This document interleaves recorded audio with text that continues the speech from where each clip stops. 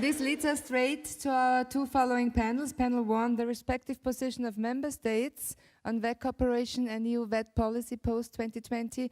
Panel 2, the perspective of the European Commission, of institutions and organizations. So the first panel, I'm very happy to introduce Dana Stroie from the Romanian National Center for TVET Development. Dana, please come up to the stage. Dana spent most of her career working in the field of vocational education and training.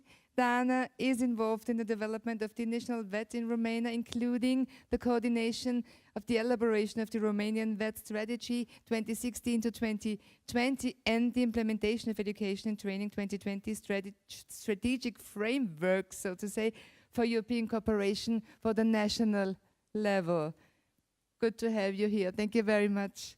Seija Rasku from the Finnish Ministry of Education and Culture. Please do join us, Seija. You worked in the Department for Vocational Education and Training in the Finnish Ministry of Education and Culture since 2005. Your main responsibilities are development of vocational qualification systems, competence demonstrations, attractiveness of the VET, and excellence in VET. In the past 2 years, you have concentrated on the preparation and implementation of the VET reform in your country, in Finland. Good to have you here. And I'd like to ask Maria Todorova from the Bulgarian Ministry of Education, Youth and Science to join us here. Maria is Director for Vocational Education and Training, and during the past 17 years, she has been working in the field of vocational training and adult learning in Bulgaria and EU member states, EU enlargement and neighborhood regions. Maria has worked as an expert at CEDEFOP as well, and as a policy officer in the DG for Employment and in the DG for Education and Culture. Very good to have you here. From Austria, I'm happy to ask to the stage Matthias Tschirf from the Austrian Ministry for Digital and Economic Affairs. Very warm welcome. In 2011, Matthias became Director General for Enterprise Policy in the Federal Ministry of Economics. Currently, Matthias is the Austrian Small Medium-Sized Enterprises Envoy. Before that, he held various affiliations. To name some, just some of them, he was member of the Viennese Parliament, leader of the Parliamentary Group, Monetary Committee Chairman. There would be many more, but I stop at this point. Very good to have you here. And Christian Dorninger from the Austrian Ministry of Education, Science and Research. Welcome to you. He has been head of the Directorate of Vocational Education and Training and Adult Education in the Austrian Federal Ministry of Education, Science and Research since 2013. He has also previously been director of the Institute for Research, Evaluation and Development of the Austrian education system, responsible for the development of the standardized final exams for upper secondary students in Austria. Let me join you. Thanks for being here for us. We have about 40 minutes. We have then Q&A via Slido. So let's get started. You have been here with us yesterday and today, so you followed very closely. Now, you are in the position to deliver your vision. Your introductory comments, please. Your perspective on European cooperation in VET post-2020. Your vision. Maria, would you like to start, please, from Bulgaria? Thank you very much. Is it okay with the... Yeah. Maybe the technicians? Yeah, they're aware. Okay. Yeah. Thank you very much for this opportunity to open this panel. Also on behalf of the Bulgarian presidency, which just finished work, and we transferred our policy achievements also to the Austrian presidency. Good luck to wish you here. So we also tackled together, more or less with the same audience, this problematic of the future of VET, also at European level. And I would like to start with some results of one recent study of McKinsey Global Institute. So the results, they are not surprising, but still, I would like to refer to them, that 51% of the organizations, they stated, they do not feel well prepared for the future of work because they don't have the right people skills to interface with and complement to technology. So now maybe you will ask me, where is the EU cooperation here? So I would like to draw your attention to 3 points, to 3 aspects. So we heard, and we can also read in this study, but also we heard throughout yesterday and today, that there are a lot of expectations regarding VET. Even our OBESO student and leader mentioned that VET could be the answer. This is first point. And also we heard in almost all presentations and statements that we share common challenges. So then, back to the first point. So if we share common challenges, then we should share also common answers and common responses for the future. Not that we haven't done this until now, but we should be stronger. We should use stronger this opportunity of being together when answering, when addressing the challenges. Second point is we can also leverage the shared potential of all the stakeholders. So the added value of the European cooperation is something which will make even bigger sense for the future. And then last but not least, we heard and we also have seen the words of change, of speed, even in the presentation of Dana Bachmann, the speed of change, so the combination of these 2 words, which means that it will be on the future EU policy agenda. Again, the challenge, I can use this word, to align the policy responses, making the policy to the speed of the reality and of the technological advancement. So these 3 points, I think they will be very prominent for the future of the EU cooperation. Thank you very much. Dana, would you please like to continue? We need a very good quality of the microphone because you almost lost your voice yesterday. Yeah. I took a lot of pills, so now I'm better. I'm fit for talking. So being involved in the strategic national development, I think that one of the most significant values that I found in EU cooperation was the fact that it gave a framework, a strategic framework, by providing us a shared vision of how a modern VET system should look like, by providing us a set of strategic objectives we should achieve, and also by providing us a midterm deliverables that set the landscape for being adapted at national level. And this kind of approach should be continued, taking into account the changing role of VET for the new decade. But it was important for us to know how the vision and the strategic objectives at European level look like. In terms of specific challenges that should be addressed for the new decade, it has been talked a lot about the innovative thing. I would like to add here that beyond this kind of knowledge triangle that should connect innovative businesses, high-end technologies, and VET providers, I think it's important to have innovative in teaching and learning environment. So to prepare students for this kind of 21st century skills like critical thinking or problem solving or entrepreneurial skills, I think it's also important.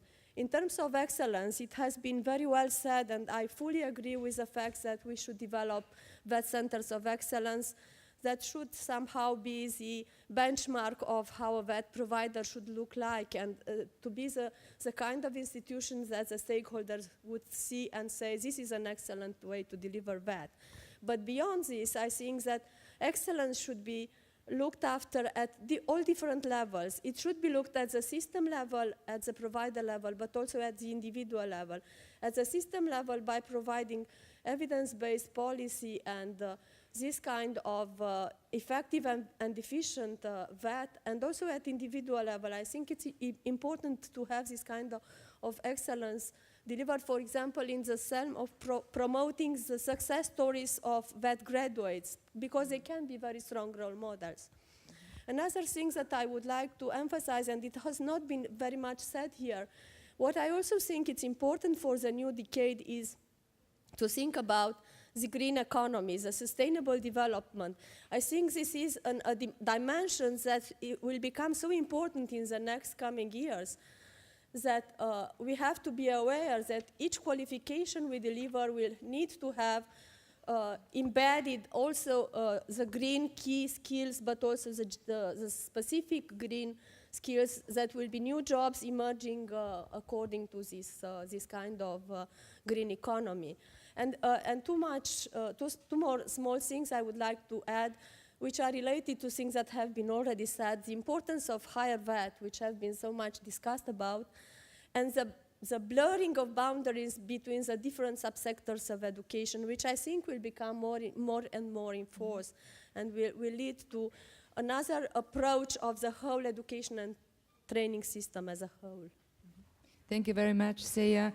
We have green economy, green skills, and Dana Bachmann gave us this amazing, beautiful picture of growing seeds. Which seeds would you like to see growing a bit faster, maybe?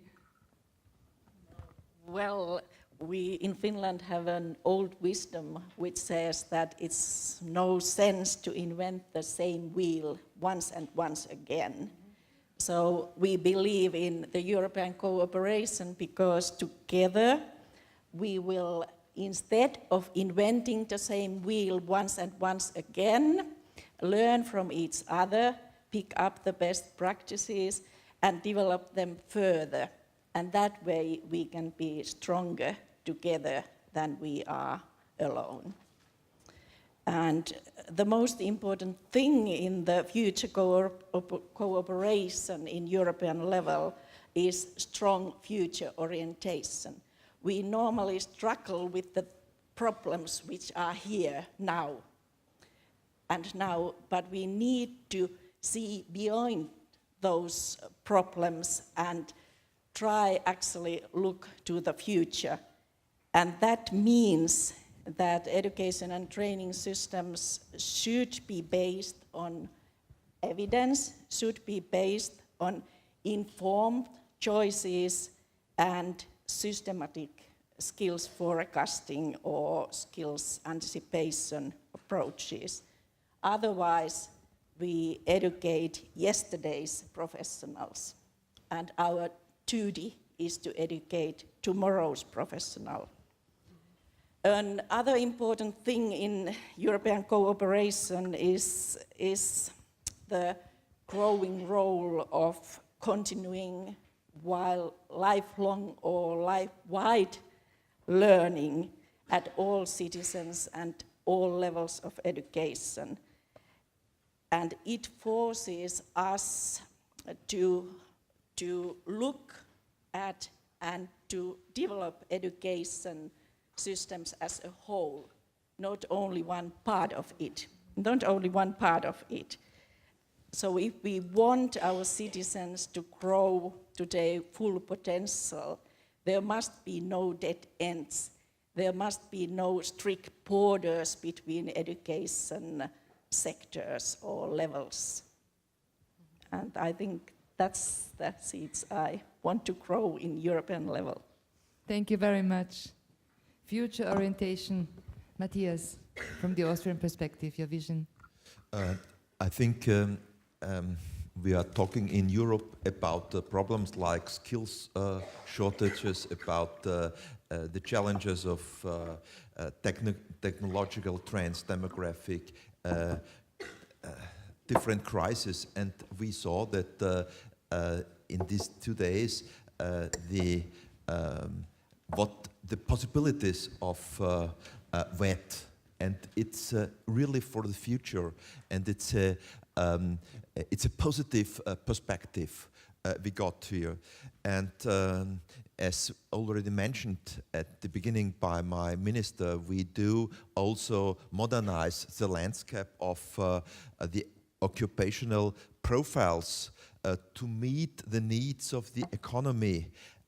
At the best is the ongoing key task we are doing on the national level, and it's, I think our presidency is a good possibility also to talk to the others and to find a common European understanding for vocational training, and to see this is a possibility to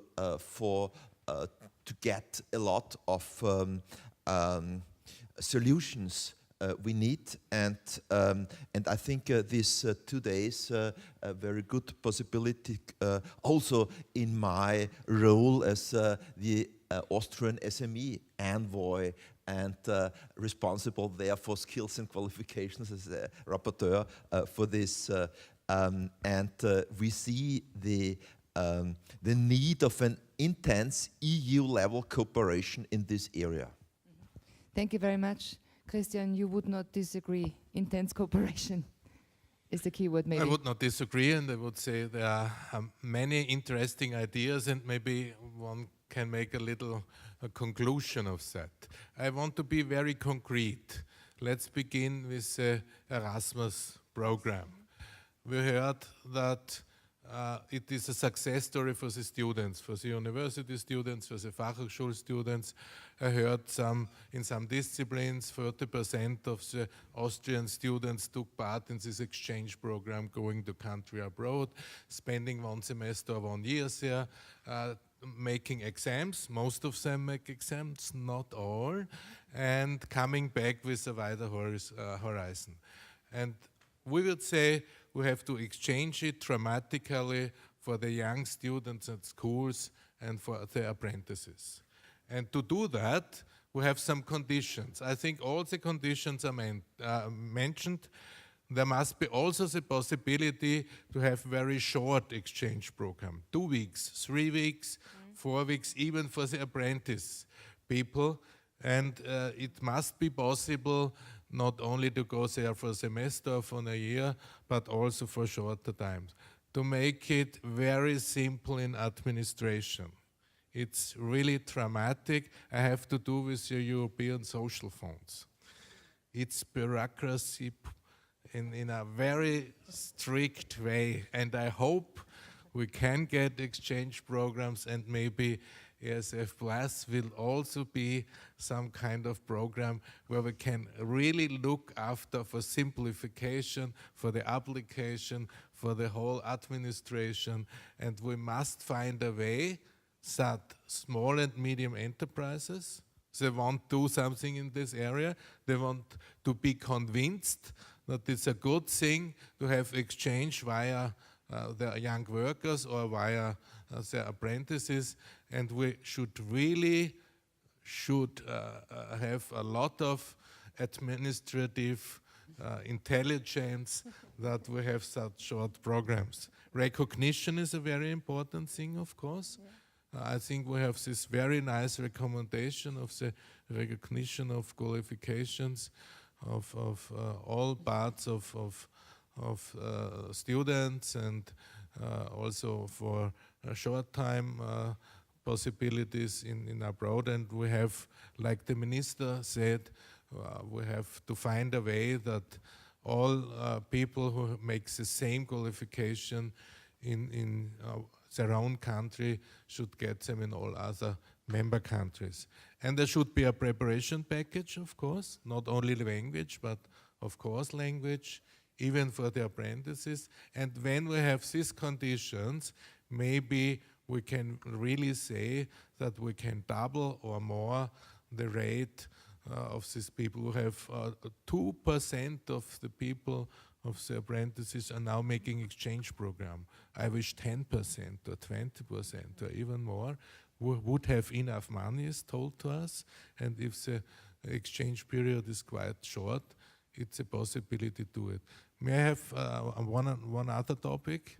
We had a very interesting talk with Mrs. Herrlichkeit yesterday on this industrial revolution, and we didn't discuss it in the other time here. And so I would like to say Industry 4.0 is a very important point. We should have something of vocational education 4.0 to support this.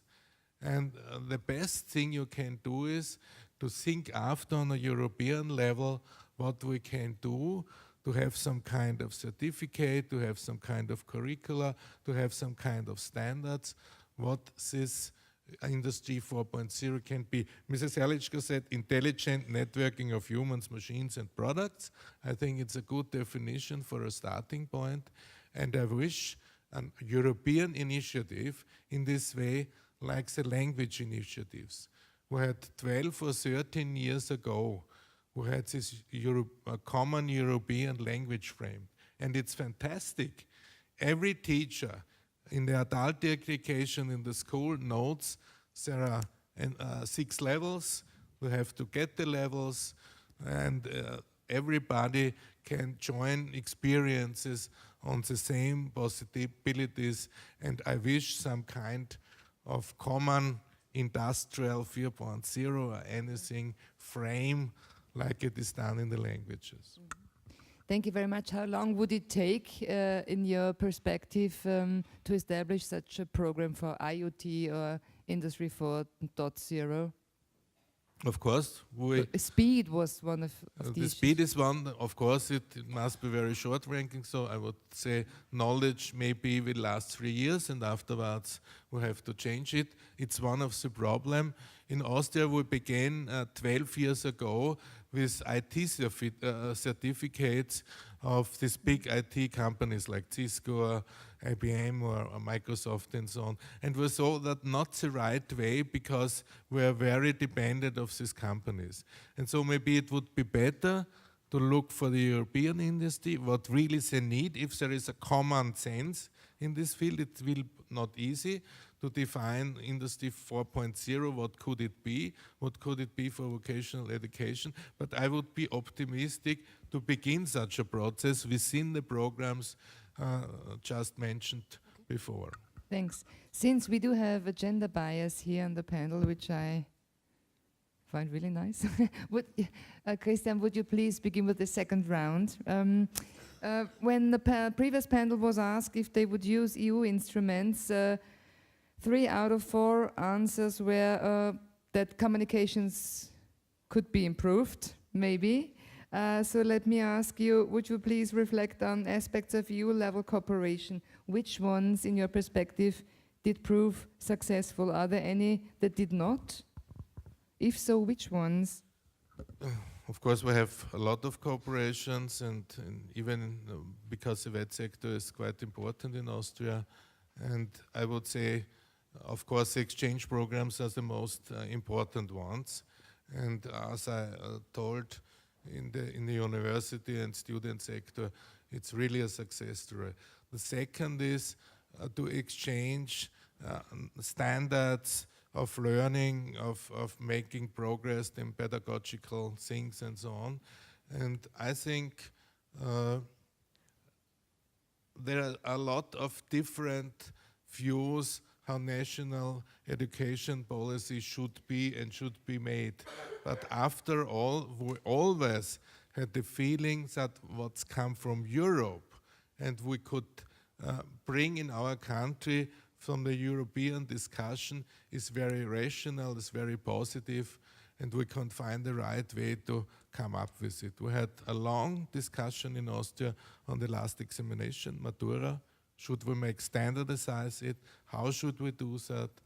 And you just mentioned I had for 1 year, a lot to do with the institute, making tasks for this last examination. And the most important things was to reflect the European discussion and how this European discussion get brought to small Austria.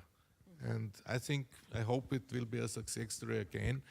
And we have to learn for the next paradigm. Green jobs is a very good paradigm in this field and anything else. Thanks, Matthias. Would you like to add on that? What did prove successful? I think we have to change the profiles, and because the landscape is changing, and the aspect of digitalization plays an increasing role, and it plays even a role in jobs where you don't think at first that it's a problem of digitalization, though we have to improve these tools. And I think this is also because we have to challenge other regions in the world. And I think this is the digitalization is one of the challenges we have to, but Asia and so on. Maria, from your perspective, from the perspective of your country, what did prove successful? What would you need? Yes. Both of it. Can I please start with one subjective judgment? This is because I used to be a coordinator of one of the working groups, ET 2020. So that's why I would say that this is one of the successful formats of exchanging, of discussing together, of even of collective learning, I would say. So we can continue working on this. I think this is really a successful format, because also those formats, they lead to a second stage where they produce a common product, be it a framework, be it a recommendation or guidelines and all this. They can be also used by all the relevant stakeholders across the EU. So this is one of the formats I very much value, of course, and also I would like to congratulate the colleagues who belong to this working group and are here in the room now, and apologize that I couldn't be with them until the end of the work, but I guess that I can share part of the success of this working group with them. Then a second one format which is very important for the countries, I think this is the collective gathering of knowledge, but not only the gathering, but also the active using of this knowledge, the so-called also policy learning. When we started working on the opinion paper for the future of VET, it turned out that most of the stakeholders, they wanted to use also this tool for a collective VET governance for the future. So that's why we refer to using this collection of knowledge also to co-create together with other stakeholders our future. So policy guidance, policy learning, policy advice, this is very much valued by the member states, I would say, also from the perspective of Bulgaria, but also, I guess, also by the other stakeholders. Mm-hmm. Let's ask Seija. Thank you. Thank you for that. So I think Erasmus Plus has been a success story, and it's Finnish students, they use it a lot also in the VET sector.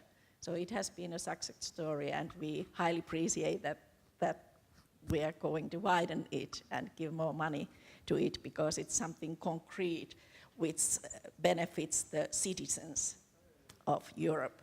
And then we also think that the implementation of EQF, EC-VET and ARQA-VET recommendations has strengthened the competence-based, learning outcome-based approach throughout Europe, and that makes our VET systems, which vary a lot from country to country, more transparent, and then it makes us to believe that the vocational education and training in another EU country can maybe be as good as is in our country. So we need these transparency tools to trust each other and to know what knowledge, skills, and competencies, those qualifications you have gained in another your country is given you.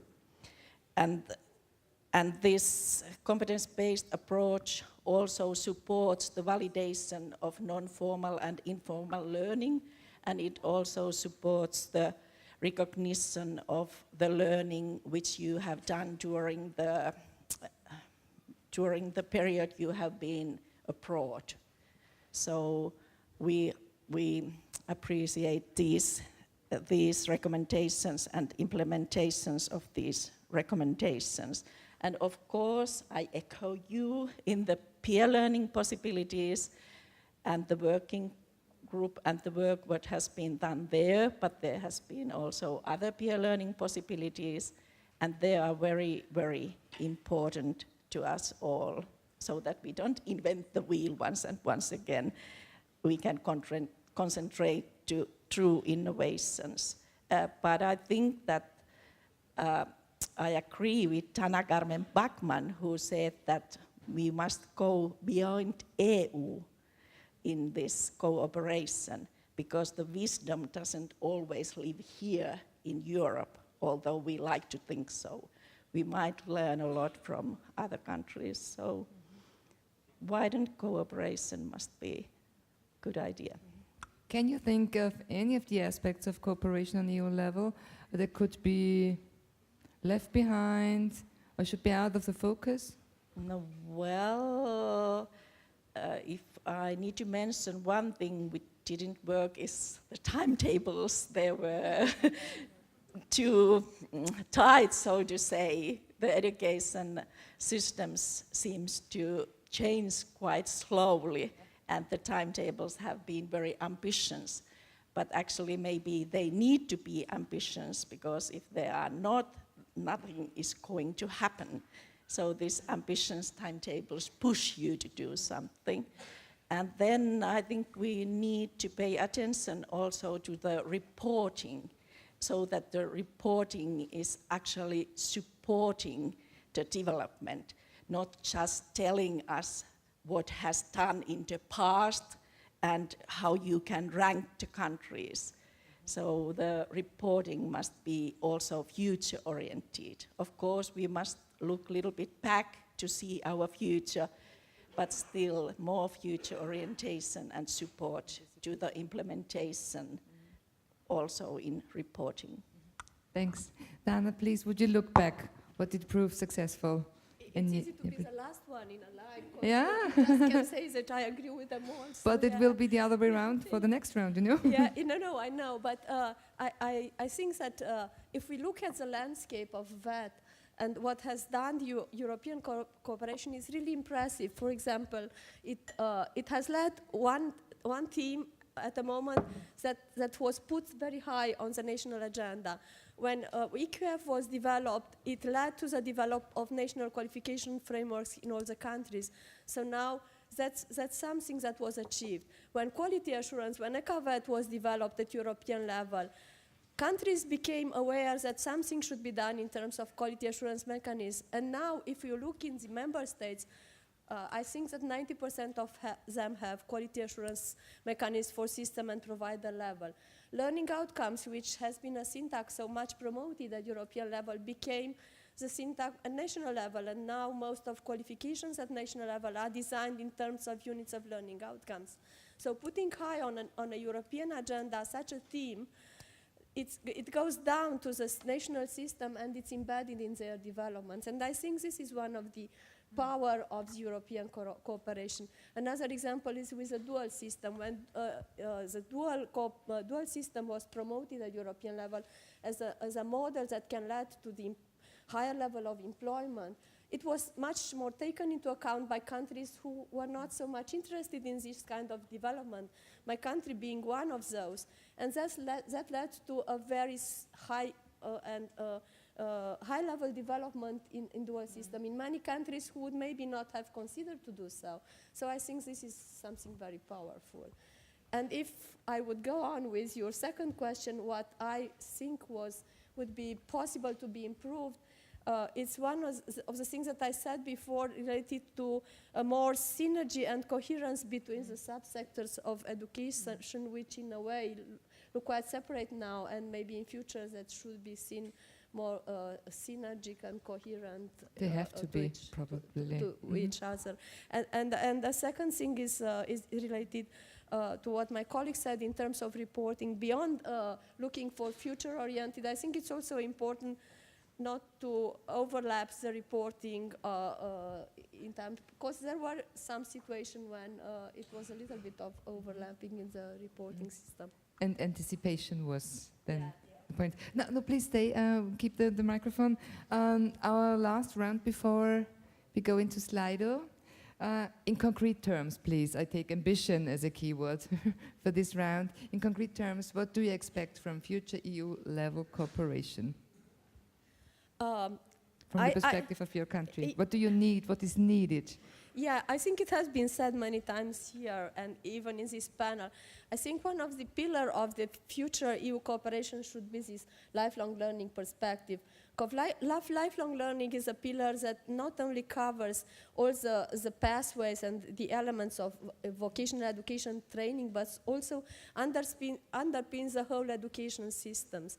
So it goes from connecting the principle of learning outcomes with the mobility, international mobility of students. So if we put high on our agenda in the future developments, this lifelong learning syntax, this will add to many fertilization in different components of vocational education training. For my country, I think that EU cooperation has been extremely rewarding and beneficial, starting from triggering VET reforms in different areas of vocational education and training. Secondly, being an essential element in, to which we referred when we developed our national VET strategy. Looking at the vision and strategic objectives, we developed our own. And what I think would be beneficial for us in future was a concept that I have read about recently that's referring to peer guidance. And this kind of peer guidance is a kind of finding targeted solutions to some kind of system challenges that one country might have by using the support of system experts, peers that could come and support you in some kind of specific problem at policy level that you might have. And maybe on the longer run, because it has been said here, and myself being part of the ARQA-VET network, I know the power of peer review at provider level. I think that maybe we can consider in near future developments to introduce and to pilot maybe a peer review at system level for specific areas of VET systems at their own demand, if any country would be interested in having this. Because I think that peer review at provider level very much increased mutual trust in the provision of and it might be possible that it can do the same thing at system level. Thank you. What do you expect in Finland? What kind of support do you need? No, well, I think it's very, very important to have a common vision and common goals for VET, because future is just something that happens. It's something we can make. So we can make the future, but it's impossible to make the future if you don't have common vision and common goals. But with common vision and common goals, we have a clear roadmap where to go, and then we can make the future of Europe together. And then the other thing which I would like to mention here is the importance to include this VET vision and common VET goals into the wider European education and training post-2020 framework. That's important to ensure that the education and training system supports lifelong learning as good as it can, in flexible and in effective and in adaptive way. Mm-hmm. And of course, we Finns, we are a little bit shy, but we love to cooperate. And we are waiting for a lot of possibilities to mutual cooperation, to peer learning, and possibilities to go together towards the common goals. Thank you very much, Maria. What are you waiting for? What are your expectations? It's a message to the following panel then as well. Yeah. So I just wanted to complement also part of the statements of the colleagues regarding the common tools. My wish would be to somehow, in a common way, upgrade the technical aspects of these tools and really use their potential for reforming the systems where the systems need to be reformed, or maybe then update or align those systems with the rapid changes. So this is the first point. A second one would be really to, I very much like this expression of reality check. So using the reality check and also our common research to develop better, stronger policy initiatives. So we learn together, but we need also to act together, and the policy initiatives are one of the very powerful tools to do so. And last but not least, I think that I will step in the shoes of some of the future speakers here on this panel, but nevertheless I would like to take forward the aspect of VET excellence, and my idea is here really to highlight the potential of VET for innovations. So not only the fundamental research has this potential, but also the grassroots innovations in VET. Let's use this for the future better. Thanks. And from Austria, what thank do we you. expect? Yeah, thank you. First, it's very important to increase the intense EU-level cooperation, as we have learned these 2 days. It's very important to do a reality check. It's quite interesting to see it, and this process we are doing now is very, very important to see if you are on the right way. And the most important is to be fit for the future, to be fit in all digitalization, in technology, and to be fit for the economic world of the 21st century. Thanks. Is there anything Thanks. else we would need? Okay, 3 short points. Of course, we would like to take part in this very interesting discussion on the centers of vocational excellence.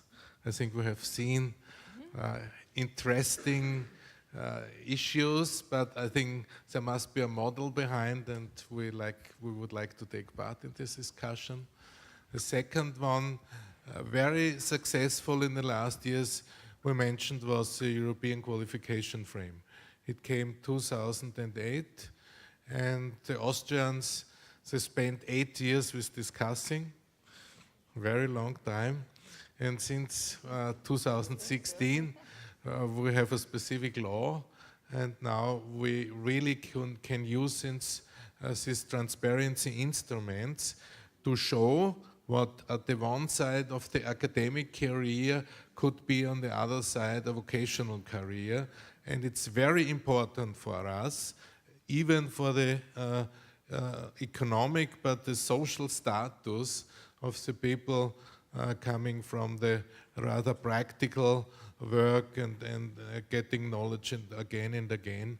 And so we would suggest or propose to improve these qualification frames in the field that it's not only a transparency instrument to compare different study programs or skills programs in Europe.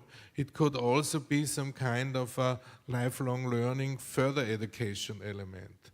My example is always our apprentice on level 4, and there should be a package in further education to get level 5, the next one semester exams on level 6. Maybe there is an intensive package on level 7. And so this European qualification frame can also be used as a personal development tool for every citizen, everybody who is engaged in the world of work and can upgrade and make career. And my last point is 2015, we had a lot of refugees coming to Austria.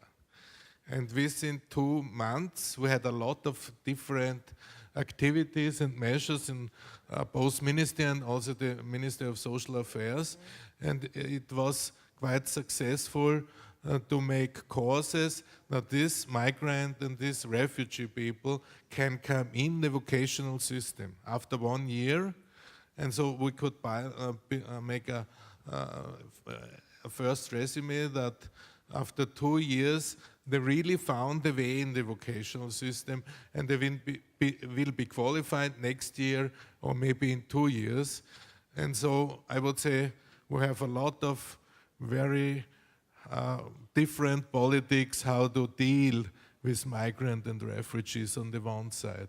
On the other side, I think in all member countries, vocational education is a very big issue and is an issue of very broad consensus. And maybe we can mix and come together with these two things, and maybe we have also a vision for a better unified Europe again. Thank you.